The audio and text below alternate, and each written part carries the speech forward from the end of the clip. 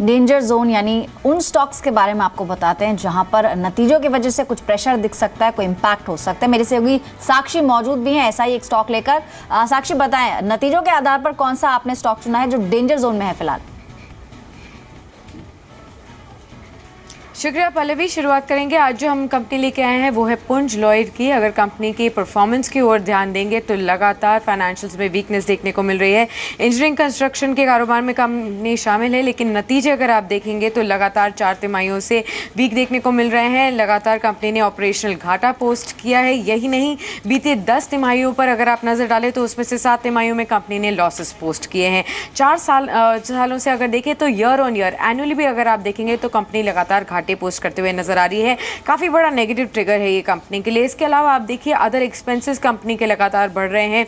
Veg hikes हुई हैं जिसकी वजह से कहीं ना कहीं मार्जिन्स पर भी प्रेशर देखने को मिल रहा है। साथ ही आप ये देखिए कि FY16 के अंत तक की अगर हम बात करें तो कंपनी की बुक्स पर जो कुल कर्ज है वो भी बहुत ज़्यादा है। 6,723 करोड़ का तो ह्यूज डेट है, जो कि अगर मार्केट कैप से आप कंपेयर करेंगे तो 10 टाइम्स ज़्यादा है। यानी कि अगर आप करंटली कंपनी की मार्केट कैप देखेंगे तो वो 674 करोड़ से है और उससे 10 गुना ज़्यादा कंपनी के ऊपर डेट है, जो कि एक बहुत ही बड़ा नेगेटिव फैक्टर है। साथ ही डेट हाई होने की वजह से ह्यूज इंटरेस्ट कॉस्ट में इजाफा देखने को मिल रहा है, जिससे कहीं ना कहीं प्रॉफिटेबिलिटी फ्रंट पर भी हमें लगातार नीचे की ओर प्रेशर देखने को मिल रहा है। तो ये सभी फैक्टर्स की वजह से यहाँ पर कंसिस्टेंटली एक पुअर परफॉर्मेंस देखने को मिल रही है।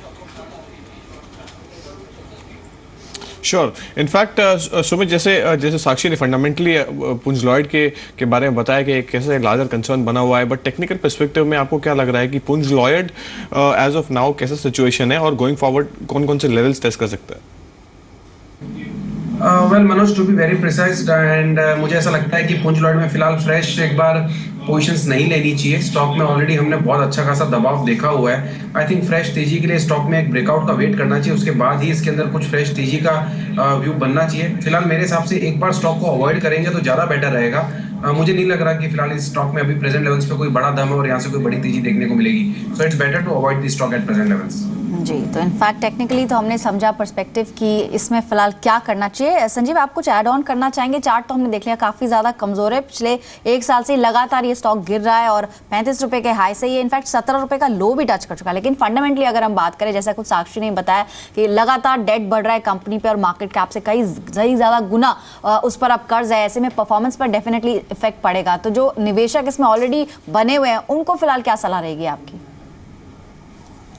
पल्लवी, देखिए जैसा कि अपने हम लोगों ने 1 साल में कंपनी की स्टॉक प्राइस में काफ़ी प्रेशर देखा है, जो कि इन्वेस्टरों ने, ट्रेडरों ने पनिशमेंट दिया है कंपनी को ख़राब नतीजों का। आप देखिए जैसा आपकी सहयोगी साक्षी ने बताया कि operational loss company continue report कर रही है और दूसरी बात कंपनी का डेट काफ़ी हाई है। अब मार्केट कैप टू डेट देखिए 10 टाइम्स मार्केट कैप से डेट हाई है।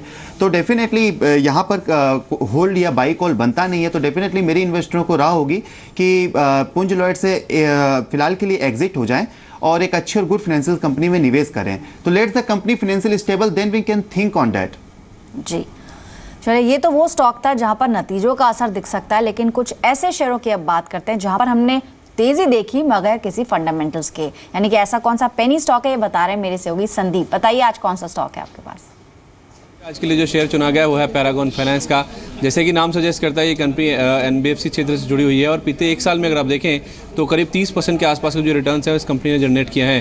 पहले इसके चार्ट के ऊपर देखते हैं कि किस तरह का रिटर्न इस कंपनी ने जनरेट किया है। अगर आप इसका 1 साल का चार्ट देखें तो करीब 6-6.5 रुपये के आसपास की प्राइसिंग थी, वहाँ से लेके देखें। इनफैक्ट अगर पिछले कुछ दिनों की चाल अगर आप देखें तो एकाएक तेज़ी इस काउंटर में देखने को मिली, सर्किट टू सर्किट मूव्स देखने को मिल रहे हैं। 6.5 रुपये वाला जो काउंटर था वो बढ़कर करीब 8 रुपये 55 पैसे के आसपास पहुंच गया। यानी कि 1 साल में अगर आप देखें करीब 30% के आसपास जो रिटर्न है इस कंपनी ने जनरेट किया है। अगर ये स्टॉक पेनी कैटेगरी यानी कि 10 रुपये के ऊपर भी निकल जाए तो मुझे कोई आश्चर्य नहीं होगा, लेकिन फंडामेंटल सपोर्ट नहीं कर रहे हैं। इस चीज़ का आप ध्यान जरूर रखिए। कोई भी अगर आप निवेश बनाते हैं तो अपने वित्तीय सलाहकार से निवेश सलाह लेके उसके बाद ही कोई भी निवेश बनाएं। अदरवाइज अगर आप फंडामेंटल बेसिस पे करें तो यहाँ पे कोई भी ऐसा तथ्य नहीं है जो आपको सपोर्ट करेगा आपके निवेश के लिए। फंडामेंटली अगर आप देखें Q4 के नंबर्स की अगर आप बात करें तो ये कंपनी मुनाफे से घाटे में लौटी है। इसके अलावा अगर आप देखें कंपनी के 3% के नेगेटिव ऑपरेटिंग मार्जिन्स हैं और कंपनी पर कुल करीब 8 करोड़ रुपए के आसपास का कर्जा है। कुल मार्केट कैप अगर आप देखें पेनी कैटेगरी का स्टॉक है, 3 करोड़ रुपए के आसपास की मार्केट कैप है, 8 करोड़ रुपए के आसपास का कर्ज, यानी कि कुल मार्केट कैप के मुकाबले अगर आप देखें तो जो डेट है वो करीब 2.25 गुना ज़्यादा है। तो मार्केट कैप टू डेट का जो रेशो है वो काफ़ी ज़्यादा है। कंपनी लॉसेस में है। इनफैक्ट करीब 10 लाख के आसपास की जो टोटल रेवेन्यूज है कंपनी जनरेट करती है क्वार्टरली बेसिस पे। तो उस लिहाज से देखा जाए फंडामेंटली या तो फिर फाइनेंशियली, अगर आप केवल स्टॉक प्राइस के परफॉर्मेंस को देखें तो वो फंडामेंटल्स में कहीं भी यहाँ पे जज नहीं हो पा रहा है, कहीं किसी भी तरह से असर्टन नहीं हो पा रहा है। तो या तो आप दूर रहें, अगर कोई भी निवेश करते ही हैं इस काउंटर में तो भी निवेश सलाहकार के राय लेने के बाद ही करें।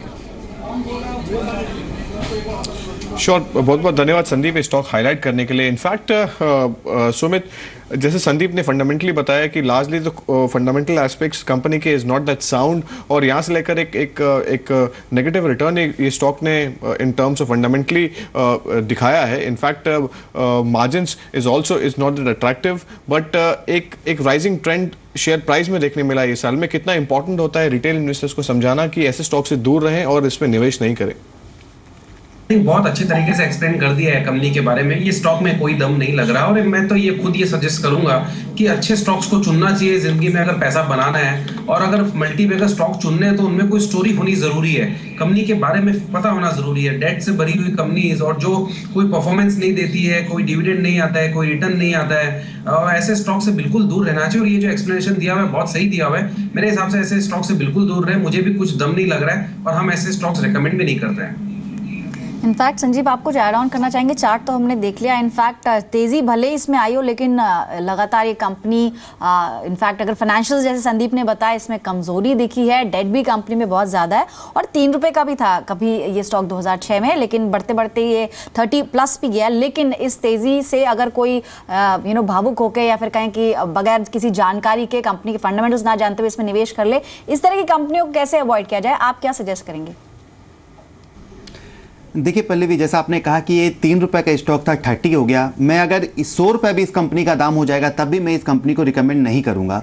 क्यों? क्योंकि मेरी हार्ड एंड फास्ट मनी है। पता नहीं ये कंपनी के में अंदर में देखिए, आप जैसा आपके सहयोगी ने बताया कि फाइनेंशियल बिल्कुल वीक है, फंडामेंटली साउंड है ही नहीं ये कंपनी। डेट देखिए तो काफ़ी हाई है और कंपनी ऑपरेटिंग मार्जिन नेगेटिव में है। तो किसी भी हाल में यहाँ पर इस कंपनी के लिए बाई कॉल बनेगा नहीं। मैं आपके चैनल के थोड़ा इन्वेस्टरों को कुछ सजेशन देना चाहूँगा कि लाइक कंपनी के प्राइस मूवमेंट से अट्रैक्ट ना हो। जब भी किसी कंपनी में निवेश करें तो एक बार कंपनी के बारे में बिल्कुल जान लें और वैसी ही कंपनी में निवेश करें जो कंपनी फंडामेंटली साउंड है और जो डिविडेंड देती हो, तो वो भी रिकमेंड कर सकते हैं आप। वो भी उस कंपनी में भी आप निवेश कर सकते हो। तो डेफिनेटली फंडामेंटली और साउंड कंपनी में निवेश करना ज़्यादा बेटर है रेदर देन इन सब कंपनियों जिससे जो जिनके प्राइस में काफ़ी उछाल होता है, तो क्या अट्रैक्ट ना हो। एक अच्छे और फंडामेंटली साउंड कंपनी में निवेश करें। बिल्कुल, यानी कंपनी में निवेश करने से पहले केवल और केवल उसका चार्ट परफॉर्मेंस ना देखें, कंपनी के बारे में भी जानें, कंपनी मुनाफे में है नहीं, किस कारोबार में है और कैसा परफॉर्म कर रही है। और यही कोशिश है जी बिजनेस की कि इस सेगमेंट के जरिए आपको बताया जा सके कौन से स्टॉक से आपको बचकर रहना होगा, यानी कौन से स्टॉक्स हैं जो डेंजर जोन में है। लेकिन अब बात करते हैं कुछ और स्टॉक्स की जहां पर आप मुनाफा कमा सकते हैं। इनफैक्ट सुमित, आपसे चाहेंगे कुछ आप अपनी पोजिशनल कॉल्स हमारे व्यूअर्स के लिए बता पाएं।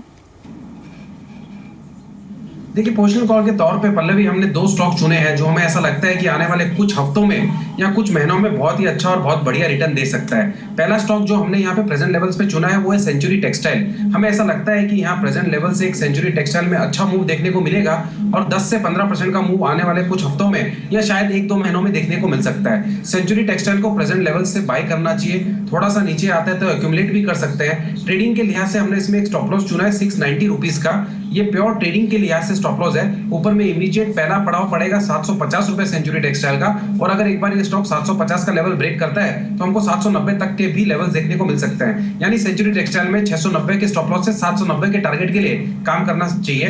दूसरा स्टॉक जो हमने चुना है वो आईओसी। ऑयल मार्केटिंग कंपनीज ने ऑलरेडी बहुत अच्छा रन, बहुत अच्छा मूव दिखाया हुआ है। बट इससे जो मूव हमने देखा है उसी तरह का वापस मूव हम आने वाले कुछ महीनों में देख रहे हैं। हमने आईओसी को चुना है क्योंकि हमें ऐसा लगता है आईओसी जैसे ही 600 का लेवल क्रॉस करेगा तो ये स्टॉक 680-700 के लेवल आने वाले दिनों में दिखाएगा। आई थिंक आईओसी को प्रेजेंट लेवल्स पे बाय कर सकते हैं। प्रेजेंट लेवल से 10-20 रुपए का अगर कोई गिरावट आता है तो वो अच्छा खरीदारी का मौका होगा। प्रेजेंट लेवल्स पे ट्रेडिंग के लिहाज से जो स्टॉप लॉस रखना है आईओसी के अंदर वो है 550 रुपए का, और ऊपर में इमीडिएटली 680 से 700 के लेवल आने वाले कुछ महीनों में देखने को मिल सकते हैं। तो आईओसी एक स्ट्रॉन्ग काउंटर है, बाय करके काम करना चाहिए। Sure Sumit, but in fact Sumit ने दो स्टॉक्स बताए, सेंचुरी टेक्सटाइल SL 690, टारगेट है 790 और लेवल्स, और यहाँ पे IOC 550 का स्टॉप लॉस के साथ में आप खरीदारी कर सकते हैं। 700 का टारगेट आप देख सकते हैं if you can hold on to investment for 2 to 3 months। और इनफैक्ट संजीव, आपकी क्या राय है और what are the 2 best picks? आपको क्या लगता है going forward performance wise retail investors को ध्यान में रखनी चाहिए? जी बिल्कुल मनोज, देखिए मेरा पहला पिक होगा Gabriel India. Company auto ancillary में अपना प्रेजेंस रखती है और कंपनी ने इस क्वार्टर में काफ़ी अच्छा नंबर्स भी रिपोर्ट किया है। आप कंपनी की स्ट्रॉन्ग टाइप्स है बिग ऑटो कंपनियों में आइसर मोटर के साथ, होंडा मोटर के साथ और मारुति में के साथ भी कंपनी का स्ट्रॉन्ग टाइप्स है। अभी ऐसी भी न्यूज़ आ रही थी कि कंपनी इंडियन रेलवे के साथ भी टाइप की है शॉक एब्जॉर्बर सप्लाई करने के लिए। तो गैब्रियल इंडिया पे डेफिनेटली यहाँ पर बाई कॉल ही बनता है। दूसरा कॉल मेरा होगा कोटक महिंद्रा बैंक। कोटक महिंद्रा बैंक ने अभी देखिए नंबर्स अपना रिपोर्ट किया इस क्वार्टर का। एनपीए पे काफ़ी कंट्रोल रखा है बैंक ने। Despite challenging environment the bank has reported very stellar set of number in top line and bottom line.